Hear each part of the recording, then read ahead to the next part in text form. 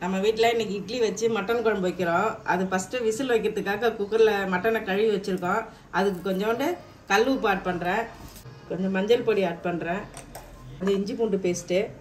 இது வேக வைக்கிறதுக்கு மட்டன் விசில் வர்ற அளவுக்கு தண்ணி வைக்கிறேன்.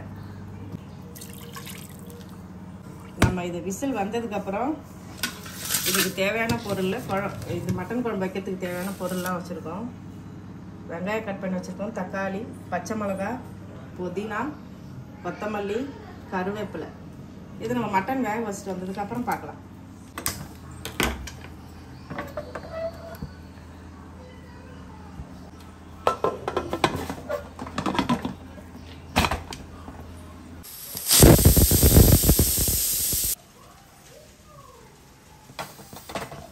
மட்டன் விசில் வந்தாச்சு.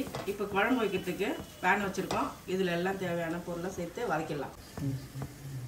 3 ஸ்பூன் ஆயில் விட்டுருக்கேன், 1/2 ஸ்பூன் கடுகு, 1/2 ஸ்பூன் சோம்பு. பாருங்கள், இந்த குழம்புக்கு தேவையான அத்தனை மசாலா ஐட்டம். இது வீட்டு குழம்பு தூள், இது மட்டன் மசாலா, இது மஞ்சள் பொடி, இது கரம் மசாலா, இது காரப்பொடி, இது பட்டை வகைகள். இது பொரிஞ்சிட்ருக்கு. இது பொரிஞ்சது இதெல்லாம் போடலாம்.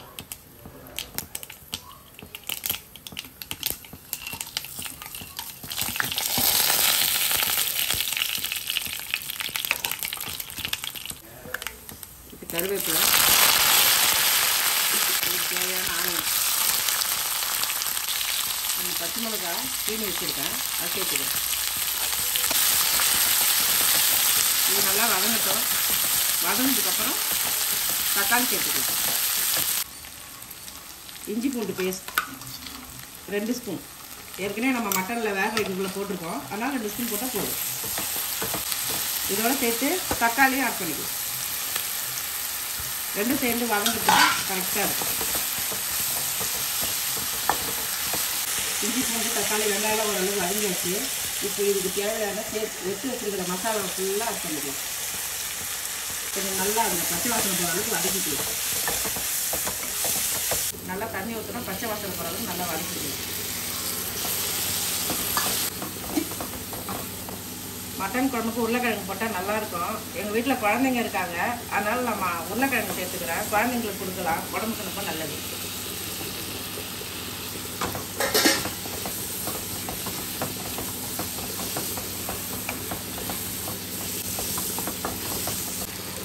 இதுக்கு தேவையான கல் உப்பு,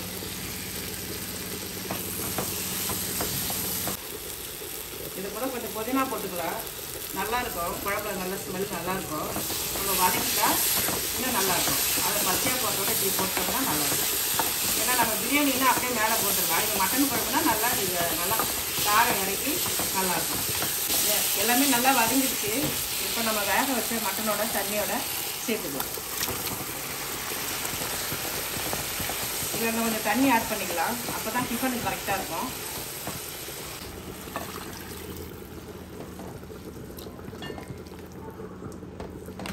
அவ்வளோதான். இது நல்லா நம்ம மூடி வச்சிடலாம்.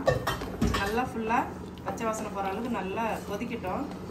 அப்புறம் நான் கொதிச்சதுக்கப்புறம் உங்களுக்கு நான் ஓப்பன் பண்ணி காமிக்கிறேன்.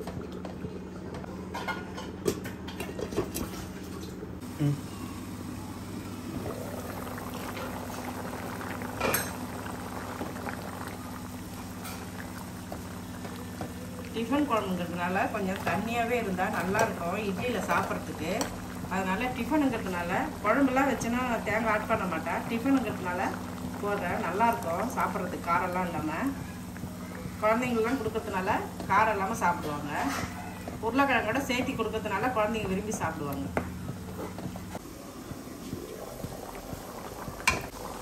அவ்வளோதாங்க, மட்டன் குழம்பு ரெடி ஆகிடுச்சு.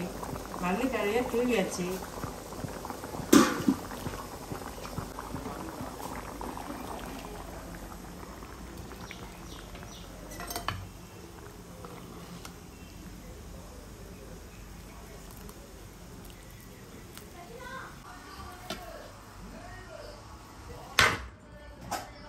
ஆவி பறக்க இட்லி, பக்கத்துலேயே மட்டன் குழம்பு.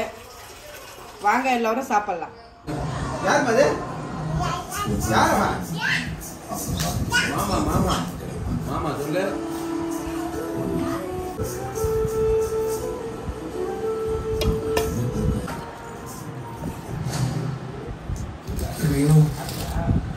I love you, dude. Very good for that. It's very